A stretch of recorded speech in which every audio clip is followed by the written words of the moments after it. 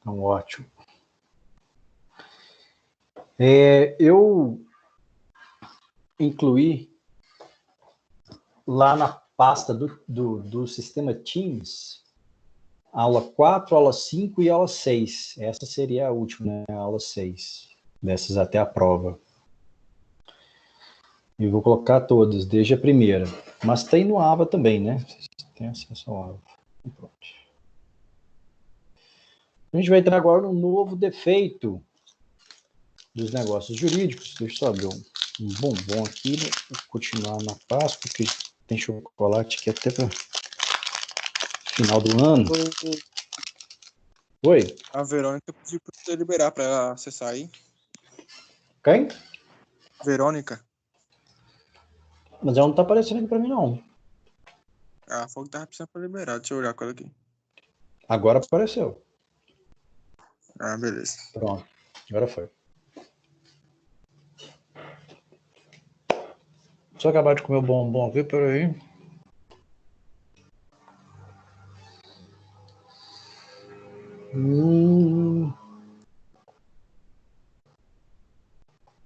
Coação, vamos lá. Coação é um dos defeitos do negócio jurídico, por óbvio, né? A gente está falando sobre eles. E está prevista entre os artigos 151 e 155 do Código Civil.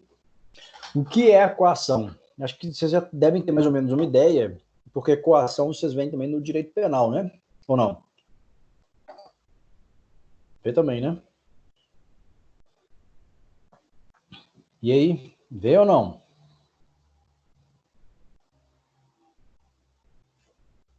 Vocês já tiveram direito penal?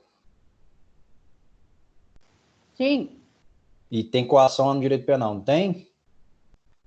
Sim. O que é coação no direito penal? Quando alguém te obriga a fazer algo que você não queira. Isso, sim. E nós temos essa figura também no direito civil, é muito semelhante. Só que lá a coação no direito penal, você pode praticar um ilícito penal sob coação, ou ser coagido, né? Coagir alguém é praticar um ato criminoso, coagir ou ser coagido, e aqui você também pode ser coagido, mas a praticar um negócio jurídico. Acontece provavelmente em contratos de grandes valores, né? Vocês podem ser chantageados para casar, para fazer um testamento. Então, pode existir a coação, essa ameaça também no direito civil. O que prevê o artigo 151? De acordo com o artigo 151, a coação para viciar... Oi? Como é que é a ameaça para casar? Uai, você pode falar que vai matar a mãe da pessoa, né?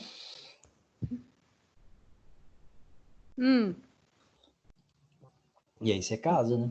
Fala, não, tudo bem, vou casar então, já que você é essa psicopata e pode matar minha mãe, a gente casa, depois eu te mato durante o casamento, ou então te faço desistir de continuar casada comigo, né? É uma alternativa.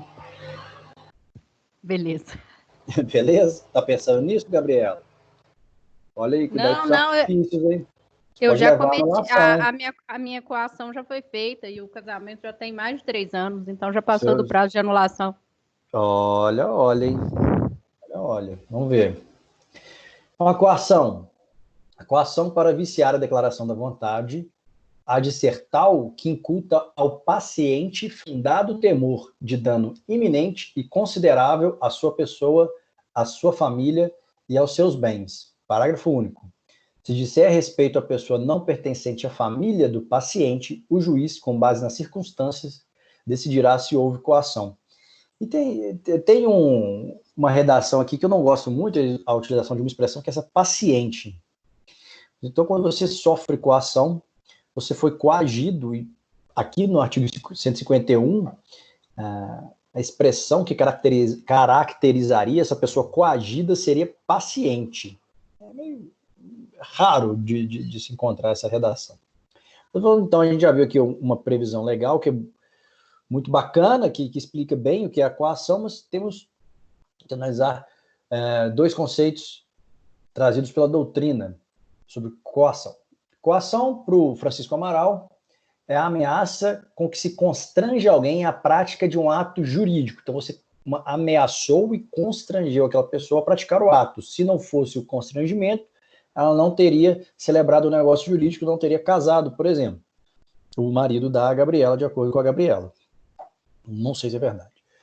Sobre o Carlos Roberto Gonçalves, tratando também da coação, nos remete ao seguinte conceito: a coação é o vício mais grave e profundo que pode afetar o negócio jurídico, mais até do que o dolo, pois aquele impede a livre manifestação da vontade, enquanto este incide sobre a inteligência da vítima. Então, o Carlos Roberto Gonçalves, para ele, a coação é pior do que o dolo.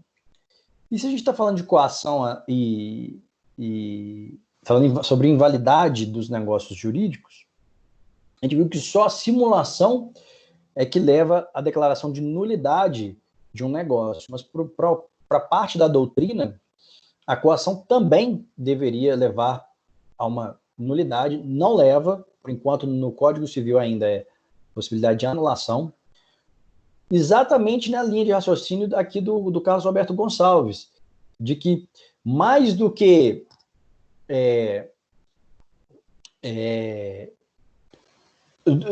tratar sobre inteligência, sobre percepção da realidade, aqui você, de fato, impede a manifestação de vontade livre da pessoa. A pessoa não está manifestando a vontade de forma livre. Ela não está manifestando a vontade sequer, talvez, houvesse manifestação de vontade, sequer haveria negociação se não fosse a coação. Então, tanto no dolo quanto no erro, temos um problema na manifestação de vontade e especificamente sobre a compreensão da realidade pela pessoa. Ela não entende ela não percebe claramente o que ela está comprando, seja porque ela mesma errou ou porque ela foi induzida através do dolo. Já na coação, para o Carlos Roberto Gonçalves, sequer em alguns momentos tem vontade, nem mesmo tem vontade da pessoa. Ela faz aquilo, porque se ela não fizer, ela pode sofrer consequências muito gravosas. Ela está sendo ameaçada para praticar aquele negócio jurídico, ok? Então, o exemplo é a assinatura de um contrato com uma arma apontada para a cabeça, né? Não teria nem que se falar em manifestação de vontade. Não tem vontade. Ou você faz aquilo ou você morre. Dificilmente alguém vai escolher morrer, né? Pode falar. Ô, Rodrigo, parece que não tá gravando também, não? A segunda parte. E outra coisa, eu não entendi muito bem essa redação do parágrafo único, não. Tá gravando. Porque é como se estivesse falando que a pessoa que não pertence à sua família, se você, por exemplo, se for um amigo seu, o cara ameaçando ele de morte, você não pode proteger ele, não? Como se fosse assim, mais ou menos? A gente vai tratar melhor sobre ele adiante. Fica tranquilo. Não, beleza. Beleza? Então, quais são as características principais desse defeito do negócio jurídico? Nós temos duas figuras aqui, o coator e o coato. Nome feio também. Pela redação do artigo 151, a gente teria coator e paciente. Então, vítima ou paciente. Esse coato é a vítima ou o paciente, né?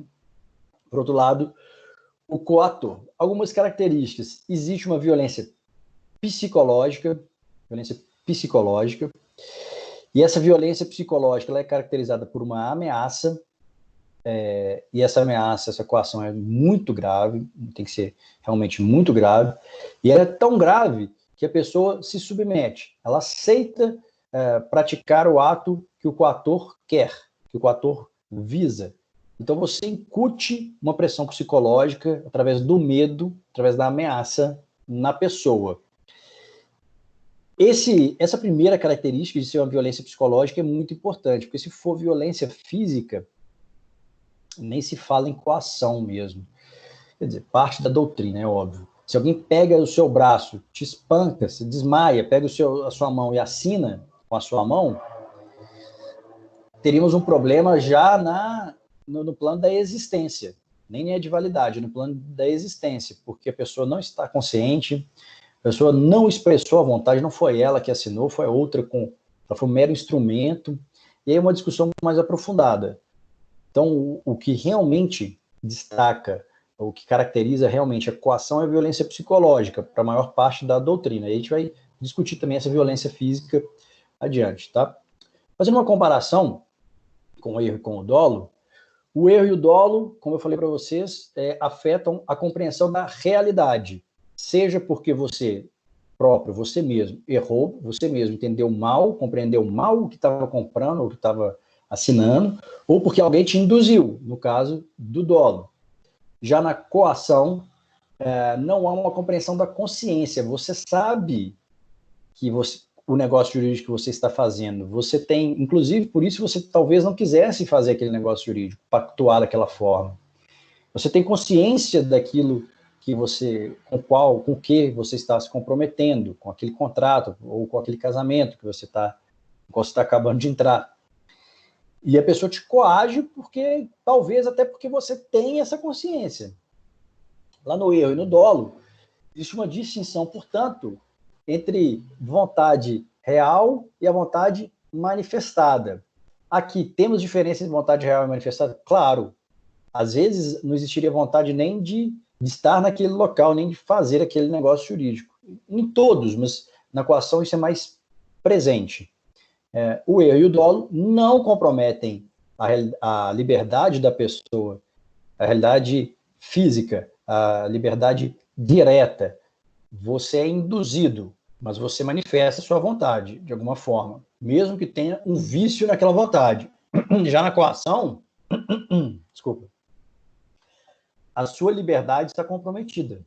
A sua liberdade resta comprometida, porque você consente com algo em razão da ameaça.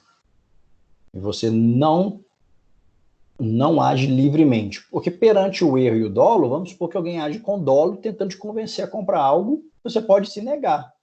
Você simplesmente pode, mesmo diante da atitude dolosa do outro, não celebrar aquele negócio jurídico. Aqui na coação, se você não celebra, as consequências são gravíssimas, normalmente para o seu corpo ou para o corpo de um familiar, né? Ou a vida, inclusive. O Carlos Alberto Gonçalves, ele destaca o seguinte: não é a coação em si um vício da vontade, mas sim o temor que ela inspira. Tem aquele tipo de discussão que é doutrinária, que às vezes é muito bom para quem quer seguir carreira de professor ou para quem quer fazer uma prova aberta. O que caracteriza a coação é o medo, é o temor, é a consequência psicológica da ameaça. Então, a coação é um ato ilícito civil e penal, e o vício da vontade é o temor, porque é pelo medo que você manifesta a vontade daquela forma. Uma distinção interessante, mas muito, muito, muito mais acadêmica.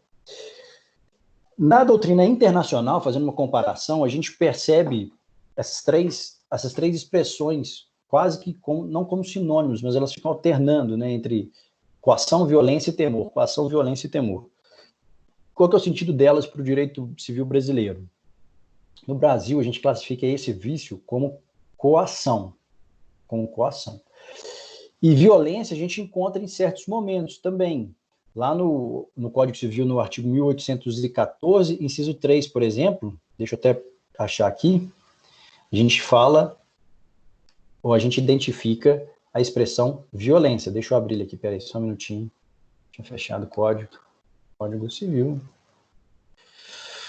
1814, 3.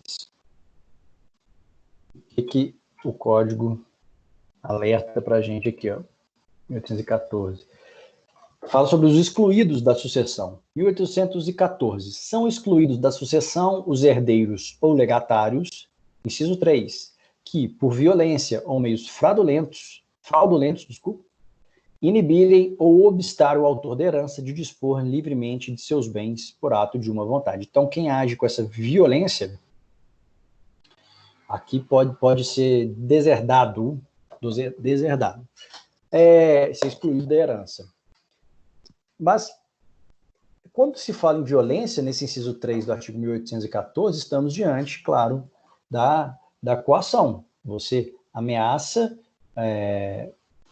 o autor da herança para ele praticar, para ele te incluir da maneira que você acha mais adequada.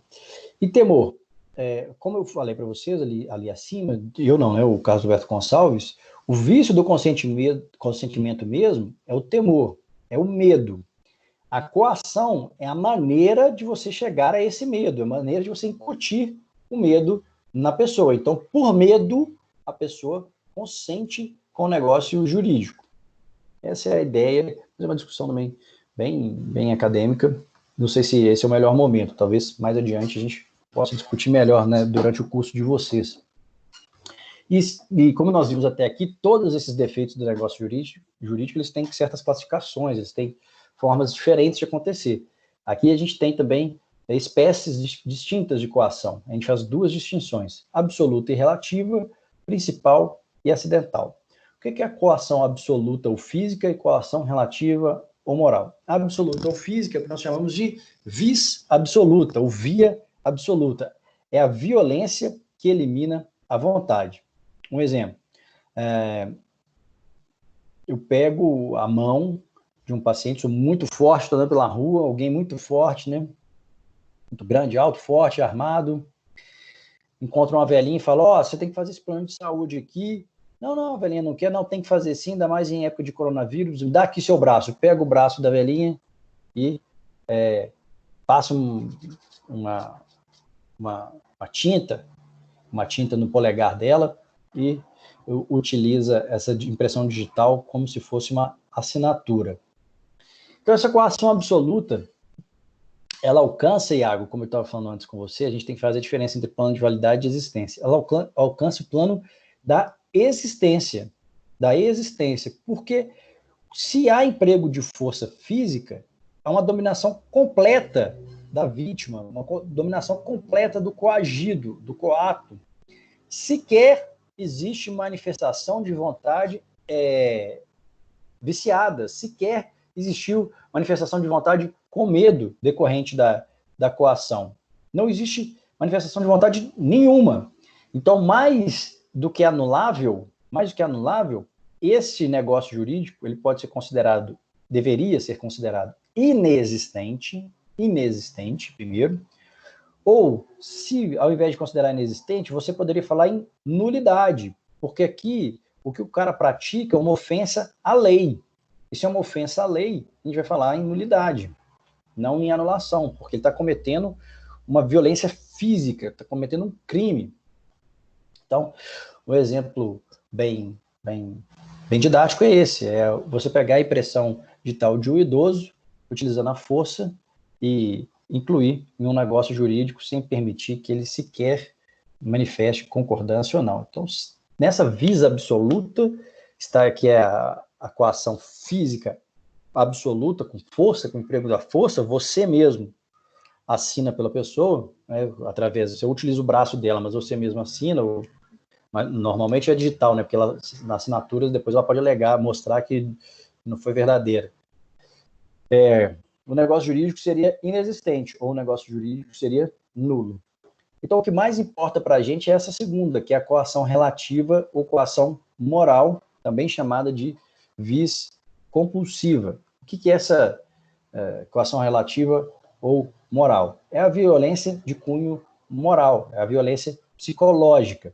Ela torna aquela manifestação de vontade viciada, defeituosa. Mas, de certa forma, isso é polêmico, porque o caso Roberto Gonçalves até questiona, não elimina a manifestação de vontade por completo. Como assim não elimina a manifestação de vontade por completo? Você pode escolher morrer ao invés de manifestar sua vontade. ótimo, né? Boas opções. Ao invés de você concordar em assinar um contrato, você escolhe a morte. A sua morte, a morte do seu filho, a morte da sua esposa, a morte do seu amigo. Se for do cunhado, fica mais fácil.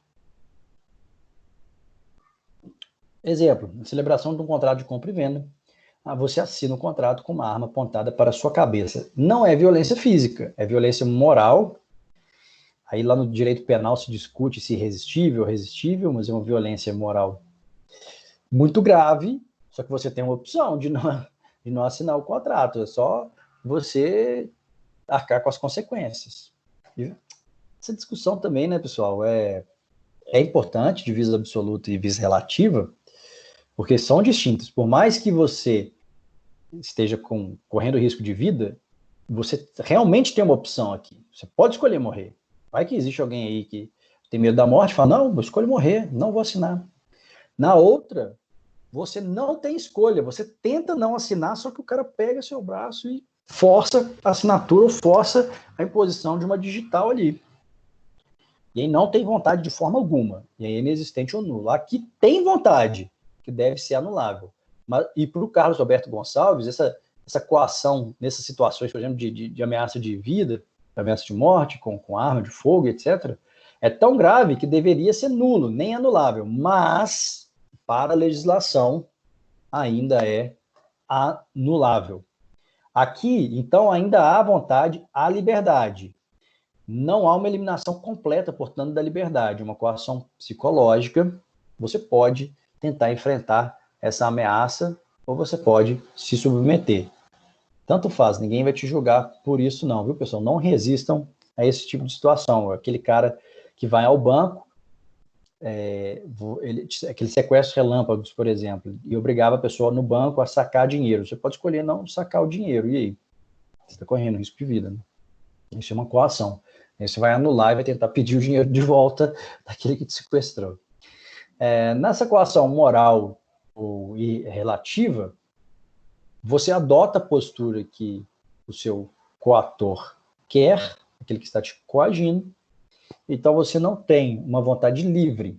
Você manifesta a vontade, mas ela não é livre. E aqui nós falamos, portanto, em anulabilidade. Pelo menos a doutrina majoritária e a legislação também fala em anulabilidade. Por isso que importa mais para a gente, nesse momento, essa coação relativa ou moral. Tranquilo? Ficou claro, pessoal, até aqui? Ficou, sim. Beleza. Além disso, temos a coação principal e a coação acidental. Como nos demais defeitos, a gente também divide em principal e acidental. O que sempre leva à anulação é o principal, é ser causa determinante do negócio. Você só assinou aquele contrato em razão da coação. Se for acidental, você assinaria o contrato de toda forma, mas você consentiu com partes do contrato que você não consentiria pela coação. E aí? Aí você pode pedir o ressarcimento, não necessariamente vai se falar em anulação. Toda vez que a gente estiver diante de principal e acidental, o principal sem aquele defeito, não teria o negócio jurídico. Essa é a ideia. Eu acho que já ficou claro, né, que a gente já falou sobre isso, tanto no erro quanto no dolo. Quais são os requisitos dessa coação? Não é todo e qualquer tipo de ameaça. Sua mãe e seu pai te ameaçaram a vida inteira, né? Se você não almoçar, não ganha picolé. Se você não almoçar, não ganha refrigerante, não ganha sobremesa. Se você não for um bom garoto, Papai Noel não te dá presente no final do ano. Isso é coação? Não, isso é uma forma de ameaça, mas não chega a ser coação. Quais são os requisitos reais, verdadeiros, reconhecidos pela doutrina para a coação? Deve ser a coação anulável. Deve ser a causa determinante do ato. Então, sem aquela coação, você não teria feito negócio jurídico ou ato jurídico. Deve ser grave, deve ser injusta, portanto, não deve ser uma reação a uma ameaça. Na verdade, ela é a ameaça, ela é contrária à legislação, é contrária ao senso de justiça, a ideia de correção, de boa-fé. Deve dizer respeito a dano atual ou iminente, deve constituir ameaça de prejuízo à pessoa ou a bens da vítima ou a pessoa de sua família. Vamos ver cada um desses requisitos agora. Deve ser a causa determinante do ato. Então, ela tem que ser principal. O negócio só foi realizado porque havia essa grande ameaça, porque havia essa coação. Se não tivesse ameaça, não tivesse coação, você não teria elaborado o negócio jurídico. Professor, mas e a coação acessória? A coação acessória, ela leva, na verdade, a perdas e danos, a ressarcimento do prejuízo. E aí, diante de uma coação principal, você pede anulação e aquele que pediu a anulação tem o ônus da prova de evidenciar que, de fato, foi coagido. É ônus, viu, pessoal? Ônus da prova, sem pensar outras coisas, não. Essa coação deve ser muito grave, de tal forma que efetivamente leve a pessoa a ter um medo, temor de dano a ela, a um bem considerado muito relevante ou a pessoa da família. Então, pode ser uma coação, você pode coagir uma pessoa e o dano naquela ameaça seria sobre um bem, não necessariamente sobre uma pessoa. O dano, vamos supor, a uma obra de arte única. Você é um colecionador de artes e eu quero que você me venda uma obra de arte. Você não quer me vender. Eu ameaço a rasgar uma outra obra ou a própria aquela mesma. Você tem duas opções, ou você me vende ou eu rasgo. E aí? Você vende. Senão você vai ter o prejuízo de toda forma. Né? Então vamos ver o artigo 152 do Código Civil. No apreciar a coação, ter-se-ão em conta o sexo, a idade, a condição, a saúde, o temperamento do paciente e todas as demais circunstâncias que possam influir na gravidade dela. Eu me lembro aqui de algo que acontecia na minha época de estudante lá em Viçosa, quando eu era estagiário do juizado especial, eu fazia a termação. Começaram a aparecer pessoas mais idosas, pessoas de idade avançada, acompanhadas de seus filhos ou de algum parente, pedindo para fazer a termação. Na verdade, eles iam lá com um pouco de desconhecimento para fazer uma denúncia. Eu falei, não é aqui, é na delegacia que você vai fazer o BO e depois vem para cá. Aí eles chegavam lá depois, que a delegacia era do lado, com o BO. E eu tentava entender o que tinha acontecido. E eles me explicavam. Algumas pessoas, representantes de uma empresa X de filtros d'água, eram caras fortes, né? Eles contratavam homens jovens, fortes, eles tocavam, eles tinham uma lista de casas onde eles deveriam passar, que era a lista de idosos, que eles conseguiam não sei aonde, também, né, provavelmente num banco. Então eles tinham um banco de dados de pessoas idosas com idade avançada e eles focavam nesse grupo. Eles tocavam na residência, tocavam campainha na residência, casa, né, lá em Viçosa normalmente é casa, e a pessoa mais idosa, provavelmente sozinha, abria a porta, esses dois homens falavam que estavam ali em nome da empresa tal, que era de interesse do senhor X, do velhinho, e que ele tinha que abrir a porta, que eles tinham que mostrar para ele um documento. O velhinho abria, eles chegavam lá e falavam, não, nós somos da empresa tal de água, de filtro de água, e a gente tem uma parceria com a prefeitura, então a gente foi enviado pela prefeitura, nós vamos instalar aqui para você esse filtro. Ah, não, mas eu não contratei. Não, mas isso aqui é contratação direta da prefeitura. Começou a mentir para o velhinho, iam lá, instalavam o purificador de água, depois deixava para o velhinho a conta para ele pagar, pegava a assinatura, como se tivesse feito o contrato, deixava para ele um boleto que ele tinha que pagar, se não pagasse ia ser protestado, etc, etc, etc. Isso é coação para esses senhores mais velhos, ou para as senhoras, porque assim, eles se viam diante de pessoas mais jovens, mais fortes, e então, no caso concreto, a idade aqui faz muita diferença. O Iago, que é um cara que, inclusive, no WhatsApp dele, põe lá ele marombando na academia. O Iago não ia poder alegar coação, porque o Iago é jovem, é estudante de direito, ele é marombado, ele é forte, ele não vai ter medo dos outros jovens fortes, ele vai encará-los de frente, né, Iago? Faixa preta de taekwondo. Se ele estiver armado, eu não enfrento, não. Não estava armado, não. Mas, então, perante o Iago, se fosse o Iago o personagem aqui, a vítima dessa relação, talvez o juiz não considerasse como coação. Poderia considerar dolo, já que falava em nome da prefeitura e tal. Se fosse uma pessoa mais de idade, aí sim, falaria-se em coação. Mas é um bom exemplo de coação que aconteceu na prática. Aí fica muito evidenciado como é que as pessoas têm má fé e realmente vários negócios jurídicos estão cheios de defeitos na manifestação de vontade. Contrariamente à coação, essa ameaça grave, nós temos o temor, por outro lado, né, o temor reverencial, que está previsto no artigo 153, em sua parte final. O que fala o artigo 153 para a gente, Iago? Não se considera coação a ameaça do exercício normal de um direito, nem o simples temor reverencial. E o que a doutrina traz de exemplo para a gente? O casamento de alguém com um conhecido ou com uma conhecida dos pais. Os pais começam a falar, por que você não casa? Seria tão bom. Não, se você casasse, eu te daria uma casa, se você casasse com tal pessoa. Nossa, se você não casar com tal pessoa, eu vou ficar muito chateado, não vou no seu casamento. Se você casar com outra... É o caso da minha avó. Minha avó não foi o casamento dos meus pais, porque ela queria que minha mãe casasse com outra pessoa, ela acabou casando com meu pai. Falou que não foi. Pediu desculpas até morrer, tadinho, mas não foi. Que ela queria outro casamento. Minha mãe insistiu, casou. Isso chega a ser coação? Dessa forma, não. É só um temor reverencial. Temor reverencial é um respeito que você tem a uma figura de autoridade. Podem ser os pais, os avós, tios, o patrão, que mais? Um superior hierárquico, militar. Vamos ver esse exemplo aqui. Ó.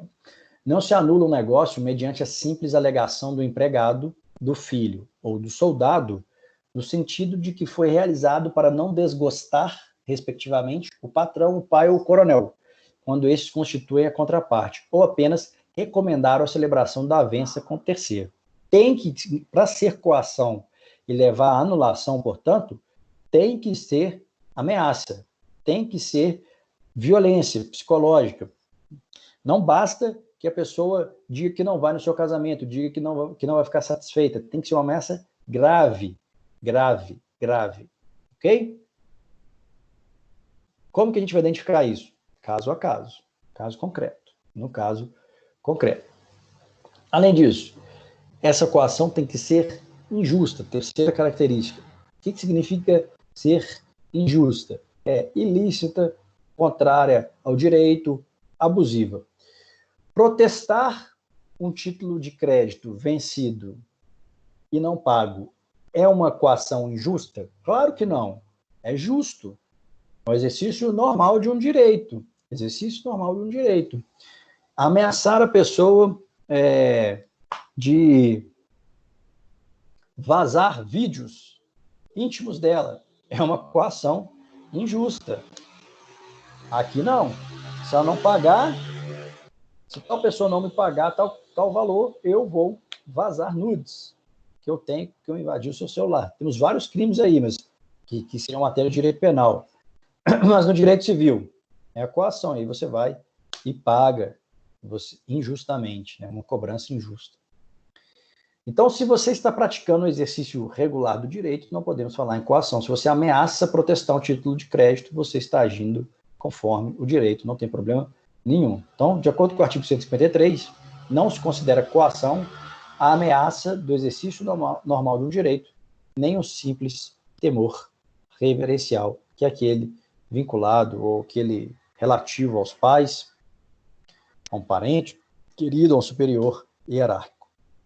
Por outro lado, o que a gente pode entender como exercício abusivo e irregular do direito? Não é só o ato ilícito do 186, como eu já falei para vocês, tem o ilícito também do 187. Segundo o artigo 187, comete ato ilícito o titular de um direito que, ao exercê-lo, excede manifestamente os limites impostos pelo seu fim econômico ou social, pela boa-fé ou pelos bons costumes. Então, protestar um título em cartório, um título vencido, é um exercício regular do direito. O que não seria o exercício regular do direito? É um credor que ameaça executar a hipoteca contra alguém que está devendo, mas o fim é injusto, é ilícito. Qual? Que ela case com ele. Se ela não casar com ele, ele vai executar a hipoteca contra a sua devedora. Então faz uma ameaça grave, hipoteca é direito real sobre imóvel, né, garantia real sobre imóvel, vai executar a hipoteca, a pessoa vai perder a casa se não casar com o credor. Isso é um exercício abusivo do direito, irregular do direito. Ele tem o direito de cobrar dela? Tem. Ela está devendo, ele tem direito de cobrar, ele tem direito de executar a hipoteca. Só que ele utiliza desse direito de maneira abusiva, de maneira contrária à legislação. Ele utiliza desse direito para casar com a devedora, que, vamos supor, ficou viúva, né, lá no século passado, quando as mulheres ainda não trabalhavam fora, né? Normalmente não tinham tantos direitos quanto os homens. Hoje, a mulherada está aí trabalhando, estudando, ganha melhor que os homens, muitas, né? Nas famílias. E naquela época, não. Então, a esposa, a viúva, tem uma hipoteca que ela não consegue pagar, adimplir, e aí o cara, percebendo isso, fala, tudo bem, eu não pago, eu não cobro se você casar comigo. Isso é coação. E ela acaba sucumbindo, vamos supor, né? Quarta característica.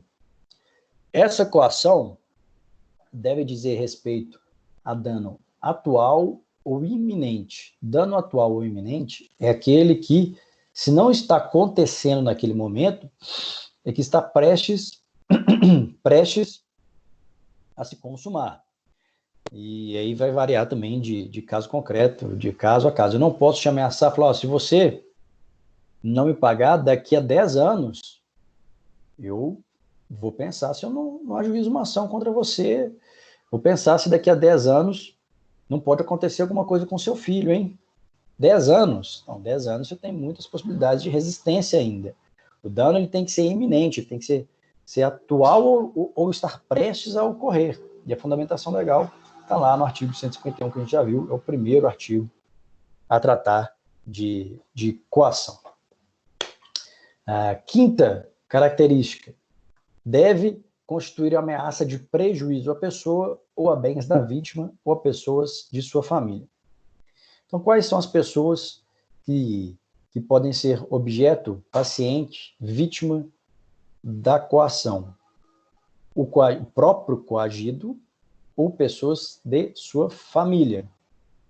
Mas o que é família? Hoje, no direito civil, a gente tem uma concepção larga, ampla, sobre família.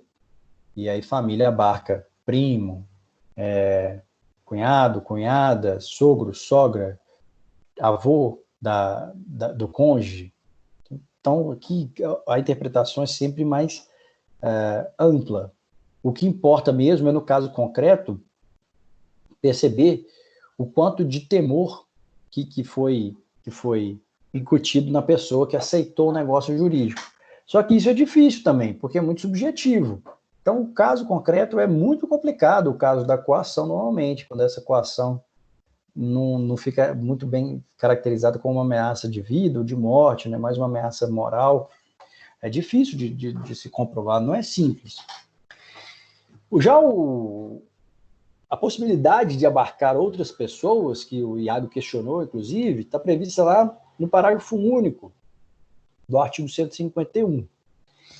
E trata-se de uma inovação jurídica, uma inovação que o Código de 2002 trouxe em relação ao Código de 1916. E o parágrafo único fala o seguinte: se disser a respeito à pessoa não pertencente à família do paciente, o juiz, com base nas circunstâncias, decidirá se houve coação. Então, se não for pertencente a esse conceito amplo de família, é só no caso concreto, vai depender muito da evidência que você trouxer aos autos. Vamos supor, pode ser um grande amigo seu. Como que se comprova que é um grande amigo? Eu trouxe inúmeras fotos aqui, olha os feriados, a gente viajava junto, ele é padrinho do meu filho. Não, então realmente é alguém muito importante para a família. Ou então ele era meu sócio, se ele tivesse problemas, eu teria problemas, é um cara muito importante na minha vida. E aí vai variar de caso a caso. Então o juiz vai ter essa liberdade. E o patrimônio... Rodrigo, no caso, se ele mesmo que ele não tenha ameaçando uma pessoa que tem uma grande importância para você, ela está ameaçando qualquer pessoa da rua assim de morte, você visa preservar a vida da pessoa, não? Depende, velho. Depende. Às vezes você é uma pessoa que não se importa, não, pode matar, tá nem aí, não. Mas aí você não vai ser coator? Não, eu não sou coator, eu sou coagido. A pessoa fala o seguinte, não, olha... Coautor. Coautor? Não imagino, não vislumbro como coautor, mas existe esse exemplo na doutrina, inclusive, Iago, se não me engano, está no Tartuccio, não lembro. Mas, ou é no caso do Roberto Gonçalves, um dos dois. Eles falam exatamente isso. Essa visão do parágrafo único, ela tem que ser ampla, porque de toda forma, quem está coagindo está praticando um ato ilícito. E aí a previsão do parágrafo único,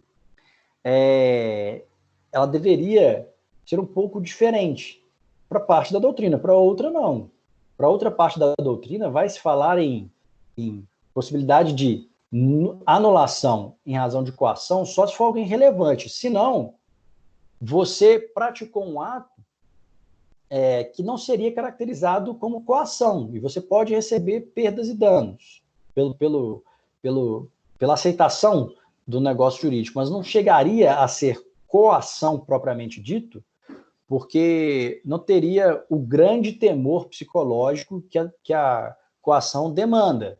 Mas para defender o patrimônio de outra pessoa, inclusive para permitir que a outra pessoa continue a viver, você aceita. Mas não chegaria, para parte da doutrina mais tradicional, não chegaria a caracterizar a coação porque não tem um grande temor psicológico de sensação de perda em você. Porque você não perde alguém querido, é alguém desconhecido, mas mesmo assim você sendo uma pessoa de bom coração, vai lá e aceita. E aí você pode falar, talvez, na circunstância do caso concreto, se era ameaça de vida, você pode falar em nulidade, porque é um ato ilícito. É uma discussão que é muito doutrinária também, muito acadêmica. E não é consenso.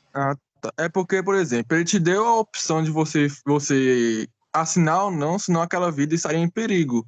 Aí, por você não aceitar assinar, ele vai ser coautor do crime, por causa a escolha dele, não? Mesmo que ele não tenha feito, ele não tenha atirado, a escolha dele resultou na morte da pessoa. Talvez você pode pensar isso no aspecto penal, mas para o direito civil, e não acho que seria exatamente coautor, porque ele, de certa forma, ele também é vítima na situação, porque ele jamais pensou em praticar aquele ato de maneira deliberada, fica mais a cargo também do direito penal, e me foge um pouco da minha alçada, porque eu não tenho tanto conhecimento de penal, mas coautor eu acho, não sei se seria coautor. Talvez alguma outra classificação que me escapa agora, mas não sei se seria coautor. Aí teria que se analisar com de direito penal. Mas, para o direito civil, a figura aqui está em outro aspecto, é analisar o negócio, nem são as consequências dele fisicamente para aquela pessoa que está sendo ameaçada, é analisando o negócio jurídico. Você pode alegar anulação do negócio porque alguém desconhecido foi ameaçado? Pelo artigo não. Pelo artigo não. Que é parágrafo único, né? Isso. Só que a discussão é essa. Depende da ameaça. Se for ameaçar a vida mesmo de alguém desconhecido, você vai se sentir responsável. E aí a consequência é grande na sua manifestação de vontade. Entende? E vai depender da ameaça específica. Se for uma ameaça, é o seguinte, não, eu vou bater naquele cara ali se você não assinar um negócio jurídico. Falar, só bater? Então pode bater, ué. O problema é dele. Não seria mais fácil eles falarem uma coação evitável e inevitável? Não trair uma redação melhor escrita, falando? Evitável e inevitável, como assim? Uma coação que você consegue evitar é diferente de uma coação que você não consegue evitar, porque a inevitável, com certeza, você vai ter que fazer, né? A evitável você consegue fazer. Depende muito da pessoa. Por isso que fala-se que você vai analisar os atributos dos envolvidos, porque pode ser que quem esteja sendo vítima da coação em si seja o seu pai, e ameace você, um cara vai falar assim, vou bater no seu filho se você não assinar isso aqui. Seu pai vai falar assim, não, vai lá, não vou assinar, vai lá tentar bater no Iago. O Iago, ele é do Exército Brasileiro, tá? Você é um soldado do Exército, você tem treinamento para isso, tal, o cara vai tentar te bater, e o seu pai sabe que você vai bater no cara de volta. E aí, houve verdadeira coação? Talvez não, mas e se ele ameaça bater na sua avó? Né? E se ele ameaça bater na sua avó? Eu penso que seria arriscado, né? Por isso que vai depender muito do caso concreto, Iago. Não, beleza, entendi. Se for esse tipo de coação que a consequência é muito grave, que é uma ameaça à vida da pessoa com uma faca, com uma arma, aí tudo bem. Aí eu entendo que mesmo sendo um desconhecido, estaremos perante coação. E se essa pessoa for uma pessoa extremamente fria, gelada, a que está sendo coagida, ela pode responder que, olha, eu prefiro arcar com essa responsabilidade para o resto da minha vida. Pode tentar matar. Não vou dispor, beleza, obrigado, não vou dispor de um bem muito grave. Então vai depender também de qual bem está sendo atingido. E outra situação que você tem que analisar é qual bem, qual patrimônio que está sendo ameaçado. Temos várias possibilidades. O patrimônio do coagido ou de pessoas de sua família. Como nós vimos, essa acepção é ampla. Então, o cônjuge, o companheiro na união estável, a família do cônjuge, a família do companheiro, vai depender muito da relação que você tem diretamente com a família do seu par. E aí fica o questionamento, a ameaça à sogra ou ao sogro é verdadeira ameaça? O que você acha, Iago? Não, eu penso que sim, é parte da família de qualquer jeito. Depende do sogro e da sogra, pode ser, então pode ser, não, graças a Deus, estão ameaçando, vai lá, por favor, cumpra a ameaça, depende, né? Professor, Iago é uma pessoa do coração bom, para ele todo mundo é parente, todo mundo vai para o céu. Ele não serve de referência para isso, não. Às vezes ameaçam de bater no colega de sala. Você fala assim, não, eu odeio aquele colega, pode bater, vai lá, não vou assinar um contrato, não. Pode acontecer. O Iago, não sei se irá resistir a essa coação, mas tem muitas pessoas aí que não estão nem aí, né, pro colega. Outra, e esse aqui é muito interessante, ó.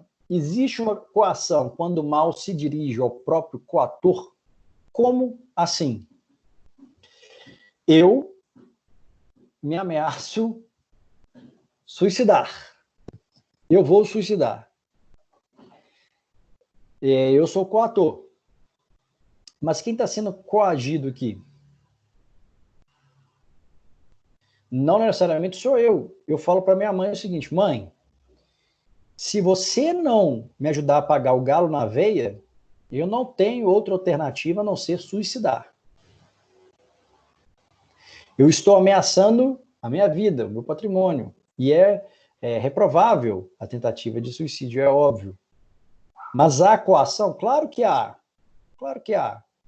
Para uma mãe ver um filho falando algo assim é desesperador. Normalmente também, né? Como a Gabriela ressaltou, as pessoas são distintas, mas normalmente vai ser desesperador. A mãe fala, não, meu filho, pelo amor de Deus, está aqui, ó, o galo na veia, top, plus, ultra, top, X. Comprei até um camarote para você na nova arena do galo. Não suicida, não. E o menino vive a vida inteira fazendo isso. Vocês já viram esse tipo de criação? Eu vi demais, né? Criança começa chorando, a mãe vai dando as coisas, o pai, aí a criança cresce, começa a chantagear, se você não fizer isso, eu vou beber, vou sair, vou usar droga, e vai, usa droga, porque o pai não deu um carro.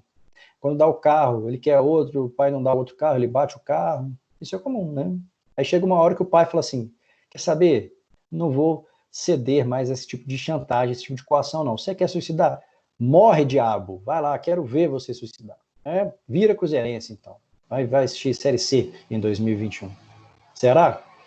É algo a se pensar. Novamente, tudo no direito civil vai depender do caso concreto, qual que era a relação de proximidade.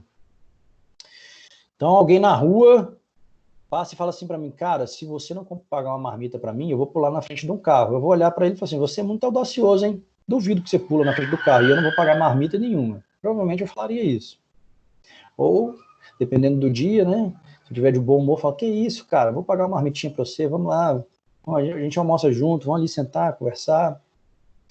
Depende muito do caso concreto, mas pode acontecer da ameaça dirigir-se a você, você está coagindo e a ameaça é sobre você. Pode acontecer? Pode, demais. É esse caso da ameaça de suicídio, os filhos que ameaçam suicidar. Então, seu pai, sua avó, nessa época de coronavírus, ameaça ir para a rua se você não deixar passar a novela, mesmo que seja reprise. Ó, vou para a rua, vou abrir esse portão aqui, vou sair se vocês não me deixarem ver a novela. É uma coação, né? Uma forma de coação dos velhinhos nesse momento de coronavírus. Eu estou falando muito sobre pessoas, pessoal, mas eu relato novamente, destaco novamente. A coação pode incidir sobre o patrimônio. Você pode ameaçar destruição de patrimônio de alguém e coagir ela a elaborar um negócio jurídico. Exemplo dos quadros, de coisas raras, de um imóvel. Eu vou destruir o seu imóvel, vou colocar fogo no seu imóvel, se você não aceitar vender uma outra coisa para mim. Eu vou destruir seu imóvel se você não casar comigo. Então, a coação pode incidir sobre bens também que sejam muito importantes para aquela pessoa. E essa coação pode ser exercida por um terceiro. Quem vai se beneficiar da coação contrata um terceiro, contrata um especialista.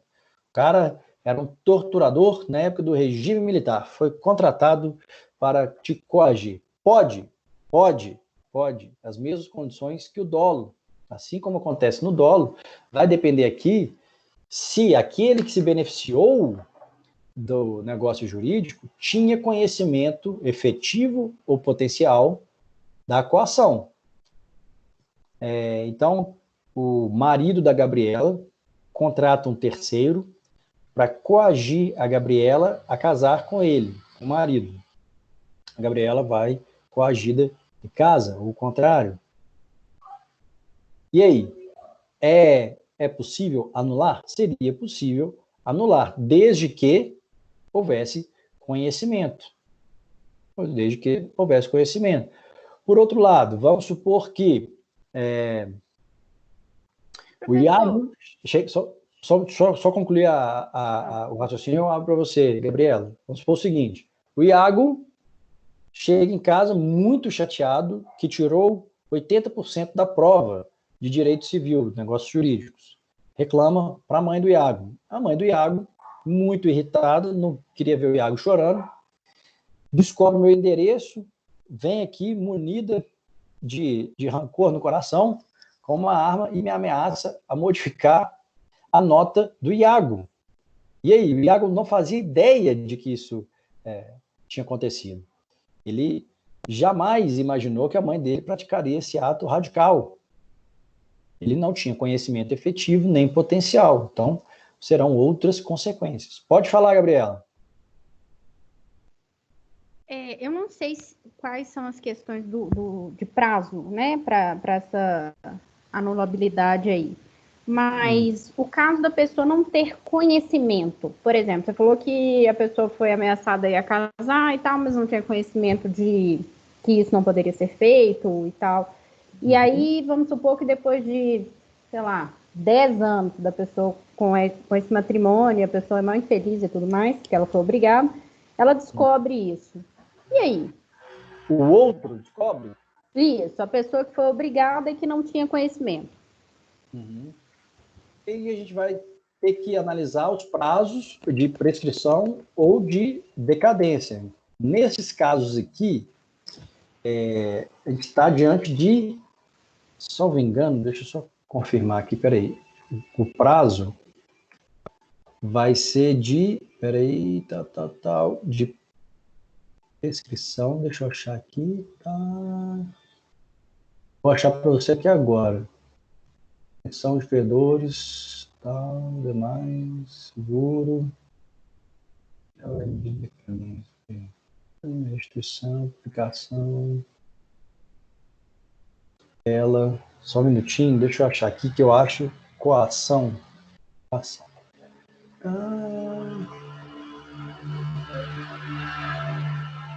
É de 4 anos o prazo de decadência para pleitear-se a anulação do negócio jurídico, contado, no caso de coação, do dia em que ela cessar. Então, é do momento em que acabou a coação.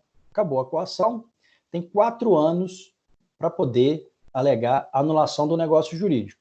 Então, depende de quem você está falando, o que é a anulação, Gabriela. De quem que você está falando? Não, eu tô falando de uma pessoa, por exemplo, uma pessoa de um interior e tal, que não tem muito Não, é o acesso, alguma seguinte, coisa é o assim. seguinte. E aí a pessoa, por exemplo, nesse momento vem para a cidade, aí ela te conhece. Aí ela Ah, te confessa lá que ela tem uma situação infeliz, que ela tem um casamento ah, triste, que ela foi obrigada a casar, e enfim e uhum. tal. E aí, né, você tem um conhecimento. Oi? Você fala para a pessoa, nossa, mas você podia ter anulado e tudo mais. Aí cria na pessoa uma expectativa de, Seu microfone tá fechando. oh meu Deus, tá fechando Fica. sozinho. É. Aí, até onde você escutou? Desculpa. E aí eu informo a pessoa que ela poderia ter anulado e aí cria Pois uma é, expectativa. criou uma expectativa nessa pessoa que não tinha esse conhecimento, né? Uma pessoa de um interior ou de uma situação diferente. Uhum. E aí a pessoa criou essa expectativa de que ela poderia anular esse casamento, até porque, vamos supor que fosse uma pessoa de um interior, para eles casar é uma vez só e não pode, né, divorciar, porque vai para o inferno e afins, que eles têm outras Uhum. crenças. E aí? E aí é o seguinte, essa situação do prazo, ela é complicada, porque para aquele que foi coagido a casar, vamos supor, eu fui coagido a casar com,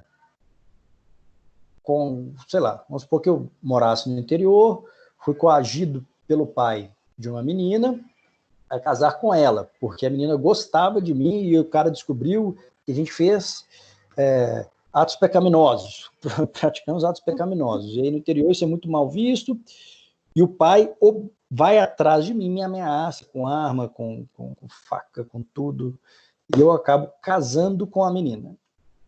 A menina não sabe disso. A menina não sabe disso, tá? Uhum. Ela não sabe dessa ameaça. Para mim, eu que fui coagido, eu tenho 4 anos, a partir do dia em que cessou a coação, para pedir anulação. Mas temos um outro lado da moeda, que é o dela. Ela casou comigo achando que eu queria casar com ela, que eu tinha mudado de ideia.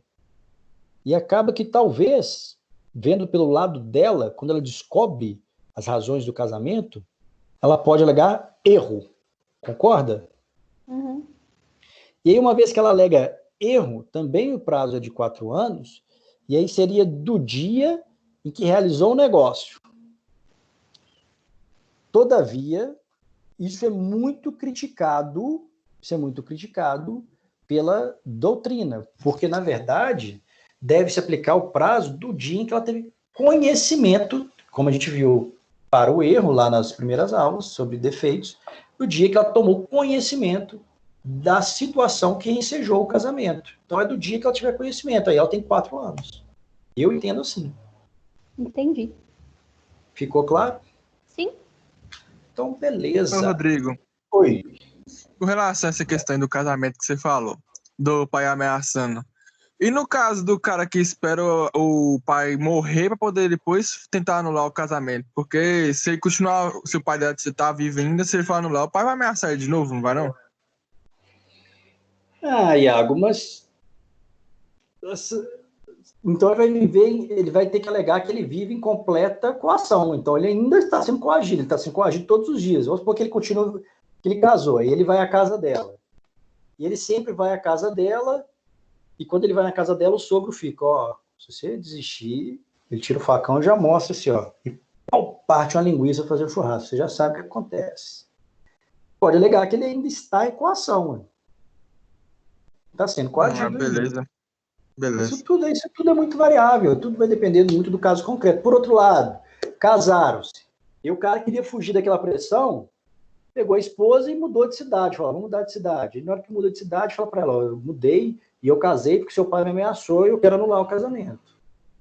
E aí eles aceitam anular o casamento porque cessou a coação, ele tem o prazo de 4 anos. Isso tudo vai variar de acordo com o caso concreto. Beleza, obrigado. Nada.